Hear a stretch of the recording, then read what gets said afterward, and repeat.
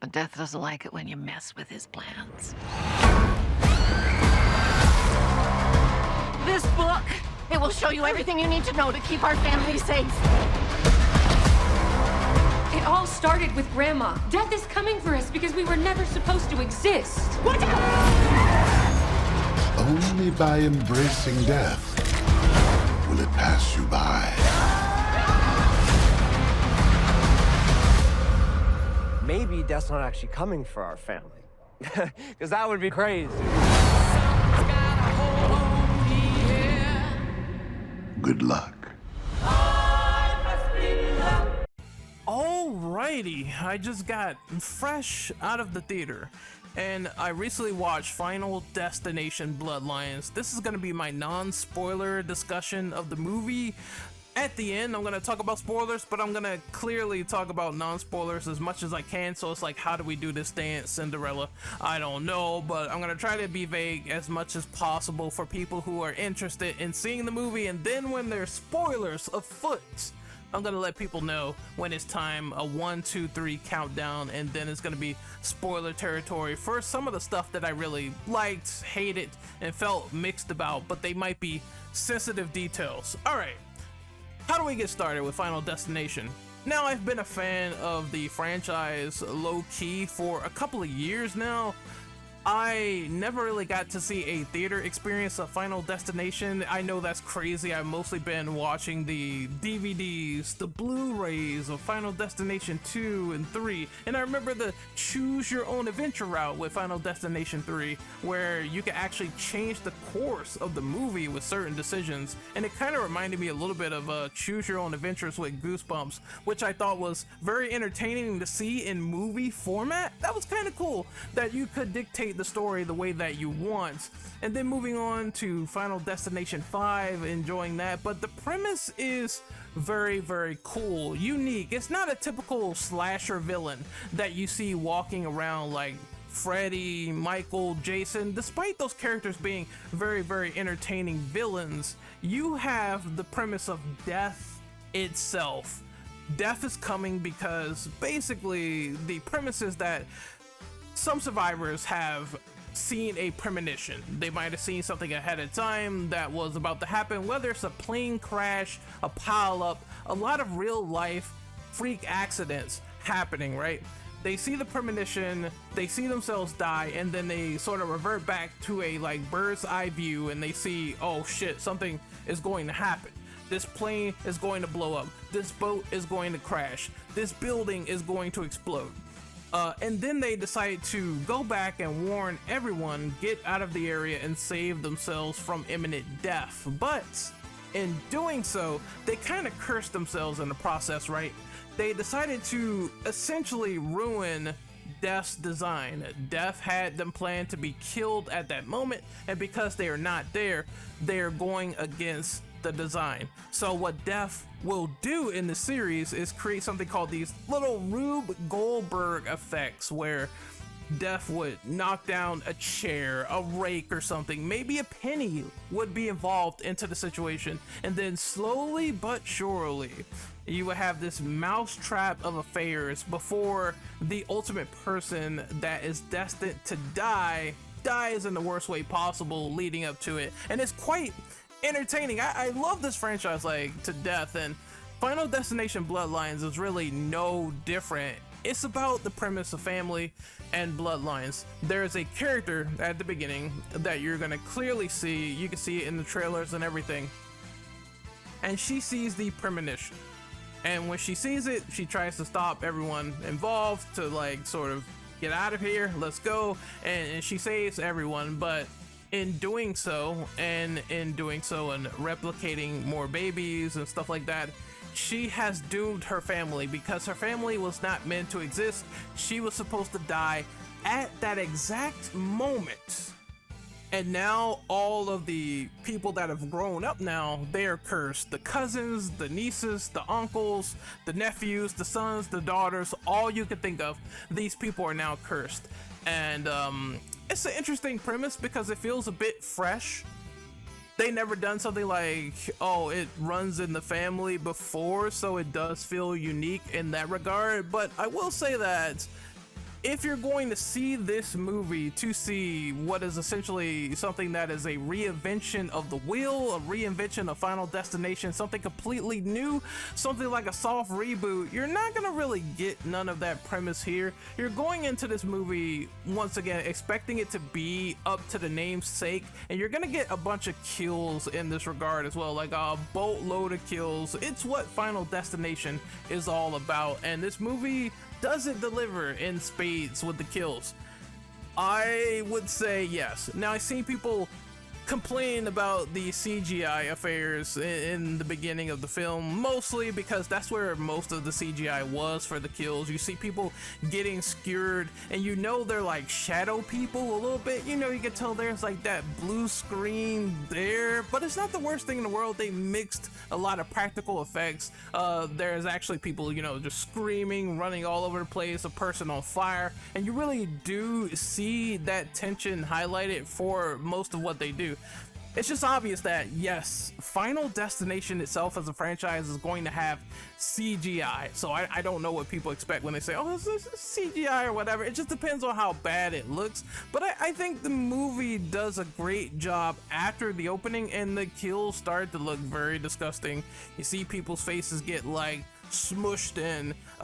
It's only one real instance of bad CGI, and you will know it when you see it, when a person gets like skewered in the back of the head in a certain part of the movie. I don't want to detail it too much because that would be spoilers. But after that and after the beginning, it's just all cool looking carnage candy from there, and it really didn't detract me from the experience all that much. Like, if you want the worst looking kills in the franchise, look no further than the fourth movie, where they had an ending where someone got hit by a truck and everyone turned into skeletons, like X-rays from Mortal Kombat. And it's cool in Mortal Kombat, but it's not so much cool in that movie. Can I even detail my favorite kill? I can't, because I'm stuck under the locked spoiler regime. All I can say is hospital. That's it. The only way you're gonna know what the fuck is going on is buying a ticket of admission, or maybe seeing a cam rip or something. I don't know how the freaks get down, but they have to get down somehow and probably watch it some way.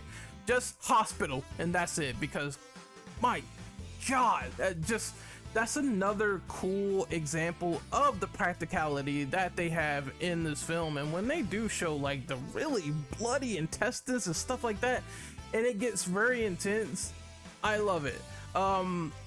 As for everything else in the film itself, let's talk about the characters. So the main character is, I can say her name is Stephanie Reyes. And what did I think of her so far? I don't think she's like top tier Final Destination protagonist. In my personal opinion, I believe the best protagonist so far is either bordering between Alex or Wendy. But this character, it seems like when they cast her, they wanted some urgency from Stephanie. They wanted her to be freaked out, to be like, hey, I'm gonna put these things on like a drawing board, and I'm gonna be the most freaked out person in the room, that death is like coming to kill our family. And does she portray that well? Yes. There are certain pieces where I'm like, I wish this character was a bit more emotional. And one of the criticisms I heard is that she feels like a side character, and she's supposed to be the strong main character. And I can kind of see that criticism, where it's like, you want a main character that's strong enough, that's strong-willed, maybe close to Alex or Wendy, that has that charisma as well. And it just seemed like she had her moments, her shines and spotlights, but it wasn't fully realized. I liked a very emotional moment that she had well later in the movie. Obviously I can't tell you where, but it's a very emotional moment. It's a very harrowing moment, and the actress is really good at it. I just wish that in terms of charisma, I would say charisma is the best thing. She kind of lacks it in a lot of areas, and I don't know, she's just okay as a protagonist at best. Like, definitely not final girl material I'm gonna remember in like more than T-10 seconds, but you know, the acting itself is mostly fine for this film. I do think that it's a little bit of a knock to say that for the most crucial moments, it's some moments where I'm like, yeah, they definitely leaned more to the comedic aspect. But I don't have a problem with this personally, because I thought the movie itself had dark moments while taking itself funny, while also having moments of dark humor that are very, very disturbing, and morbid moments, morbid as fuck.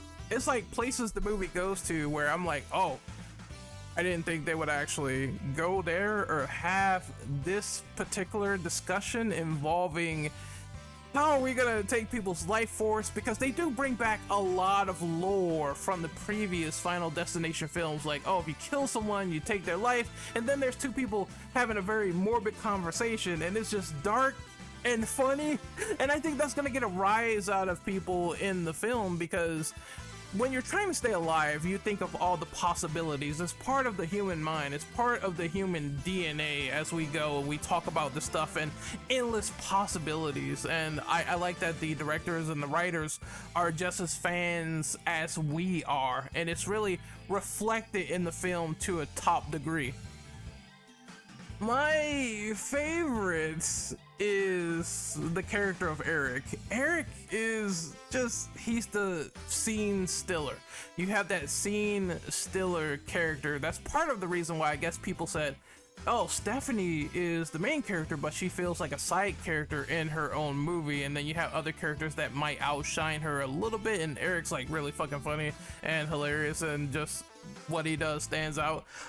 So the other characters as well are also pretty cool, like part of the family. You know, you got Bobby. Bobby is cool, and you're gonna see these characters like come in and have their moments as well, but also death is coming, and they're gonna die in the most gruesome and the worst possible way. Just like Jesus Christ. And it's really just intensity. If I were to compare some of the kills to some of the later movies, there's definitely top fives in here for sure. As you're watching, you're mostly here to watch people to get like vivisected, bisected, and they just go more and more and more off the rails. I think this movie is a great piece for anxiety, because all the anxieties you can think of, as the directors have told us, is like in this, whether a fear of heights, or whether a fear of drowning, or whether a fear of logs. It's just all present callbacks and references coming into the full fold of the movie. And I just had a smile on my face from ear to ear watching this one as a big hardcore fan. I'm like, oh, they referenced this or they did that. It's like, and it didn't feel like they were nostalgia baiting way too hard. They made it retrofit the series in a way that made sense. It's been such a long time since we've seen the Final Destination like mold into action. This movie was delayed like a lot of times because of the actor strike, COVID, a lot of stuff going on, and it took like, they wanted it out in 6 years, but it took 13, which is fucking crazy to me. So I hope a sequel does not take that long when they do another one. Since we're mentioning references, we have to mention the man, the myth, the legend, Tony Todd. So as we know, Tony Todd recently like passed away.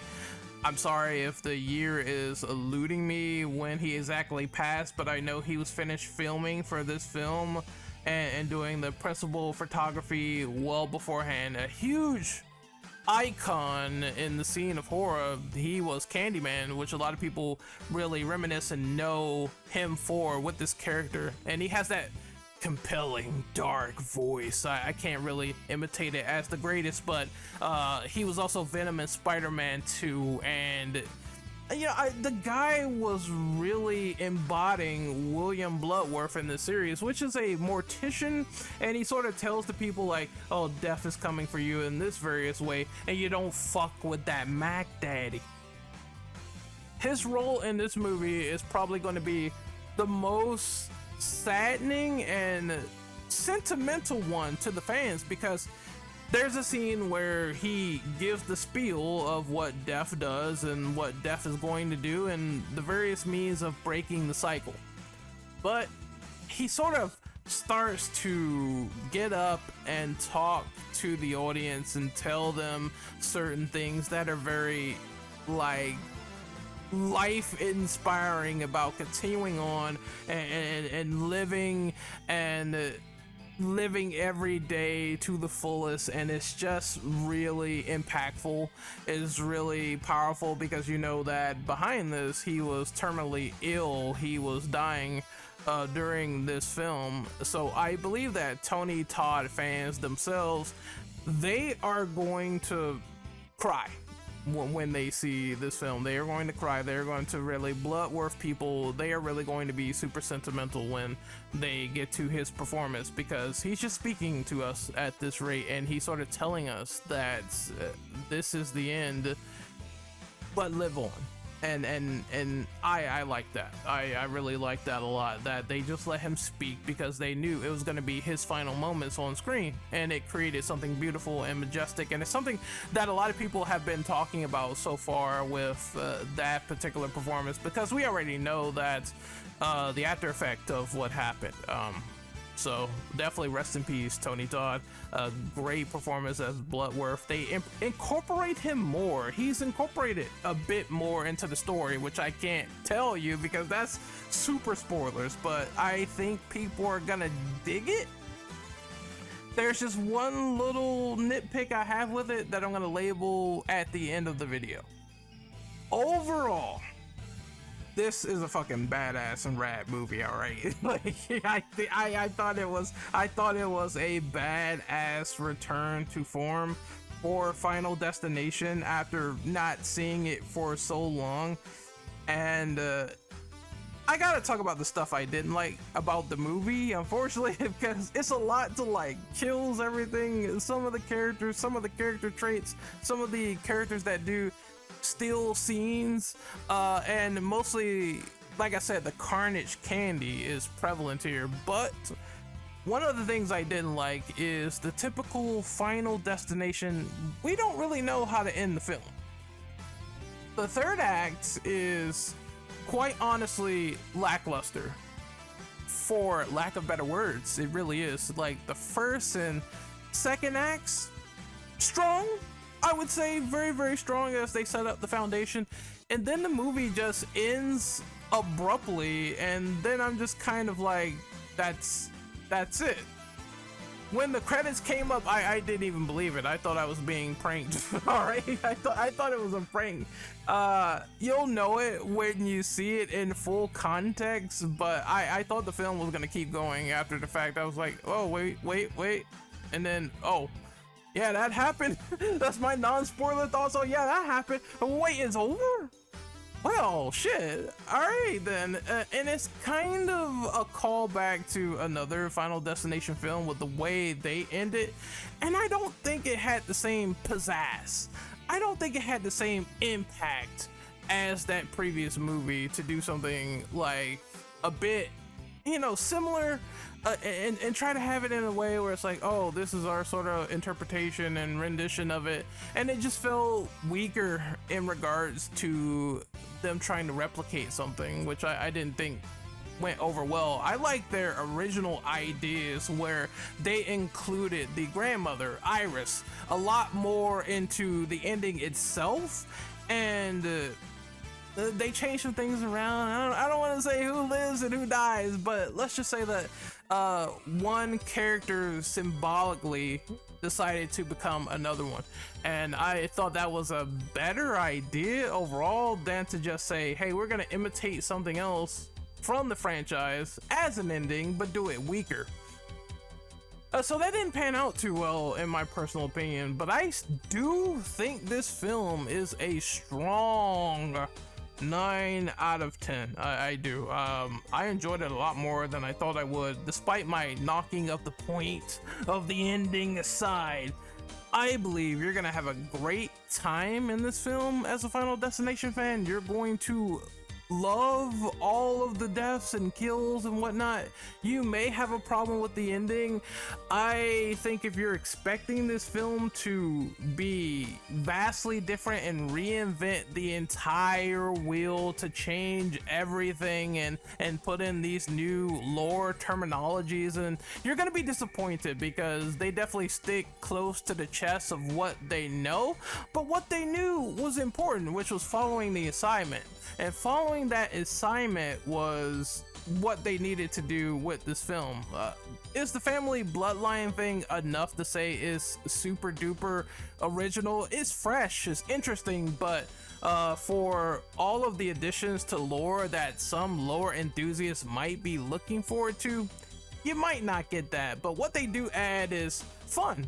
It's fun. When I found out those revelations, I'm like, oh, that kind of ties back to this, or it feels like a loop, right? When you're tying a sneaker, that ties back to this film, or it ties back to that character, or it ties back to this premise, or this backstory got updated. And I'm like, yeah, I like that. I like when they do it like that, and they keep most things like sort of tight knit, which is what this film kind of did. I think the best way to summarize this movie is that it's a film made by the fans for the fans. I like the directors. I'm gonna actually link an interview. It's gonna be spoiler related, but I'm gonna link an interview from them where they read theories, or they read the Reddits, and they're looking at stuff, or they're looking at past premises, or they're saying, oh, that's an interesting idea. They're really creative people, and if you're into creativity and very, very fucked up kills, you're gonna like Final Destination Bloodlines like I did. I give this movie a 9 out of 10. Definitely take the whole family and see a family killed in 4DX. You're gonna love it. I know I said this earlier, and I'm gonna say it right now. This is the spoiler warning. You have been warned. It is time to talk about Final Destination Bloodline spoilers. Here's the countdown. 1, 2, 3, let's go. That is the non-spoiler section done. Now I can talk about spoilers and some of the stuff I really didn't like about the film, because I believe it's only spoiler related. So I'm gonna try to get this out of the way. The third act is something where I criticized and complained about in the initial review. I said something to the effect of, oh, it felt like they didn't know how to end the film, and I also said it's a callback to another film where they decide to kill the main characters right there in a very grand display. It kind of reminded me a little bit of Final Destination 2, where it's kind of a little bit funny, where you see someone get blown up and then their arm is like on the fucking table or whatever, and it's all play for laughs. And it kind of reminded me a little bit of that, where you have the characters running, and the two characters, Steffi and Charlie, and they didn't know that, oh, we didn't stop death. Or it kind of is a mixture of Final Destination 2 and Final Destination 5, where it's like, oh, we're not really getting out of this one, and then they start running, and then the logs like kill them, and then you have that "you make me want to shout" music come up, and I was just like, that's the end of the movie? That's it? That's how they ended it? It doesn't feel strong. And them going back to the cabin, that's another criticism I couldn't talk about in the initial opening section for non-spoilers. I'm like, okay, when Clear Rivers herself in Final Destination 2, when she went into this insanity plea and decided to lock herself in a padded cell because death could manipulate anything to kill the person, I didn't like the whole instance of Iris being old and in this cabin, and it looks like a walking gargantuan death trap. You have spikes all over the front of the ground, and then the explanation was not any better from the directors, where they said, like, they basically said she has these spikes in front of the yard to protect other people from coming in, and possibly opening the door and killing her. And I'm just like, that doesn't make any sense, because it seems like anything could probably kill her, but apparently she has like 1 million wind chimes and she's fast enough to detect danger when death is coming. The wind chime thing is cool when death is approaching. I like that idea, but she's inside of a living death trap, and they compared it to, oh, Alex was inside of a living death trap and he knew where everything was. He had like a sort of third eye that opened up like a Jagan eye and fucking saw everything coming. But it's just like, it doesn't work as well. It's just something about it. You don't make a death trap fortress or whatever and then not expect to be killed by death. I don't understand it. Maybe she was like in a padded cell or something, but maybe it would have been repeated too. I don't know. I just didn't like that premise and them going back to the fortress, and that's what protects them against death. And then you see a penny get lobbed inside, something explodes, and I'm like, what is going on? And then they sort of try to do the whole new life thing with the ending, where it seems like Stephanie drowns and it turns out she didn't, and that was a cool little twist. I'm not gonna hate it fully, where it's like, oh, you didn't. The doctor tells her, or the part of what is it, Charlie's, like he's dating his daughter, and the doctor tells him, oh, it didn't seem like Stephanie really died, right? She was only unconscious. It wasn't like a Kimberly Corman situation in Final Destination 2, where they basically had to really resuscitate her to bring her back because she actually died.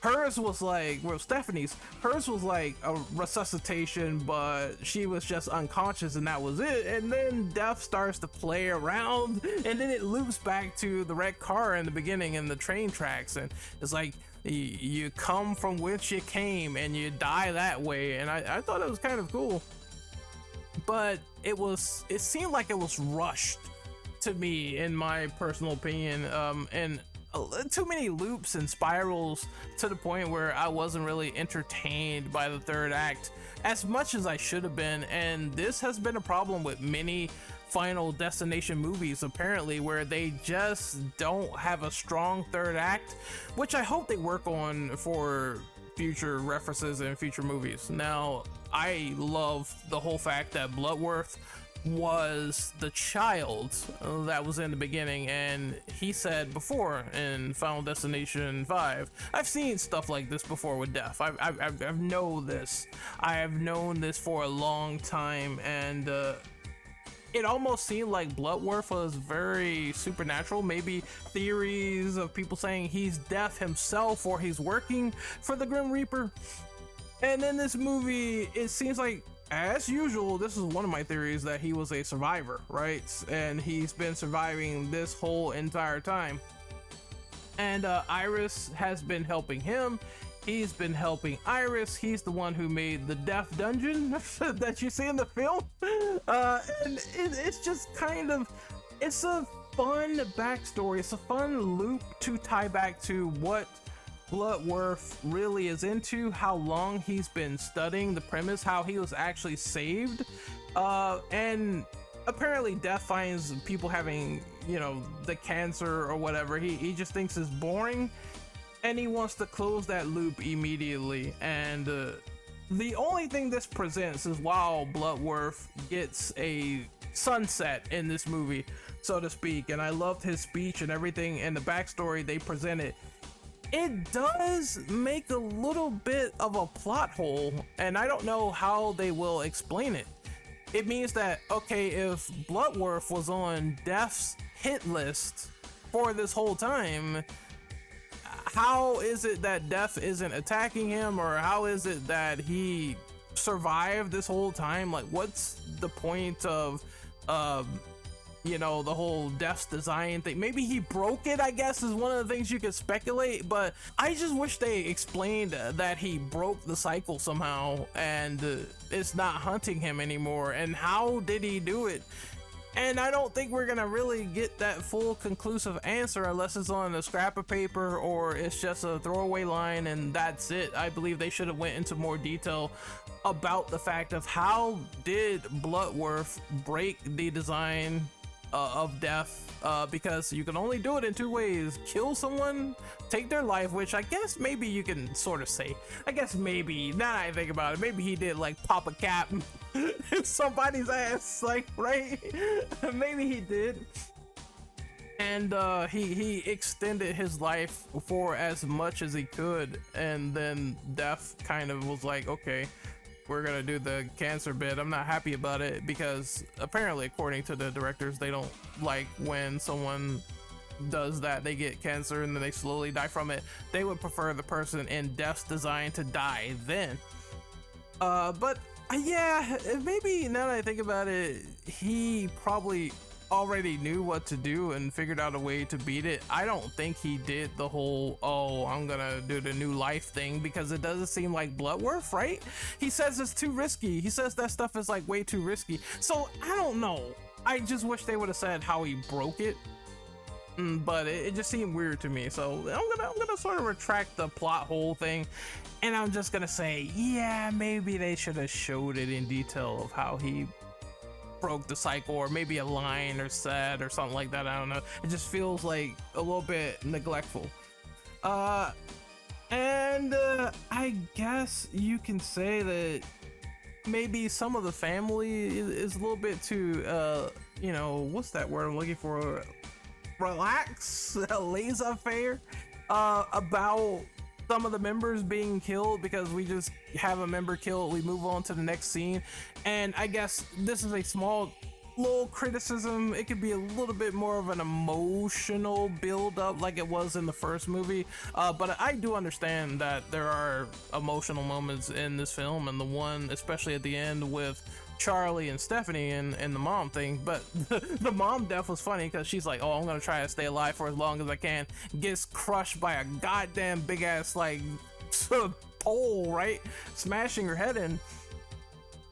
And I'm just telling myself, okay, that's funny. And the bond that they shared a little bit was, you know, it culminated to that point of Stephanie crying, and I thought that was really well done. I was like, that's a really cool emotional moment. I wish the movie had a few more of them interspersed, but for what it is, it's a breakneck movie at about what, an hour and 44 or 50 something minutes of Final Destination. So maybe we'll get that in the next one in terms of more raw emotional beats, but this is still like a very, very strong 9 out of 10, even with that spoiler discussion. It was great. I had a great time, really. I think people are gonna like the lore additions. I like the fact that, well, I know some people from Final Destination 3, they don't like the fact that the only survivors apparently are from Final Destination 2, which was Burke and Corman. That means that everyone else is dead. It means that Death don't play no games. Everybody else is dead. Them two people, I think it was Wendy and Kevin, didn't survive, dead, right? So it's crazy. I think those two are like the best characters, but it also shows this series has balls, right?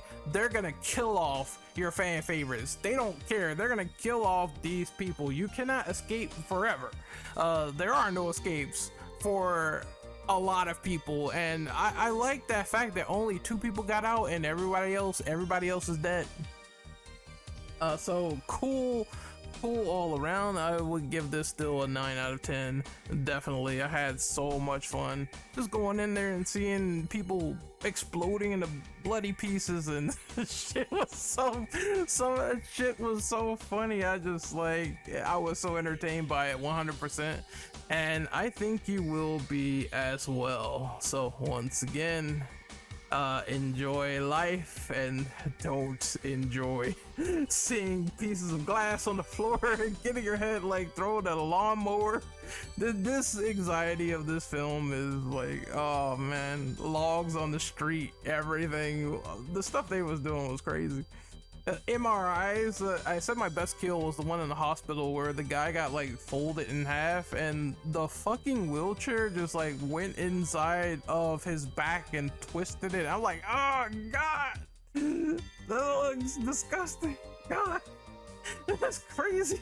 But that's like the best kill in the movie by far. That's definitely a top for sure. So if you love Carnage Candy and seeing fans make these films, like these dedicated directors being fans of the source material, you're gonna love this, guaranteed. I am Renegade Operative. I am signing out. That is my review of Final Destination Bloodlines. Tell me what you think in the comment section below, and I will see you guys next time.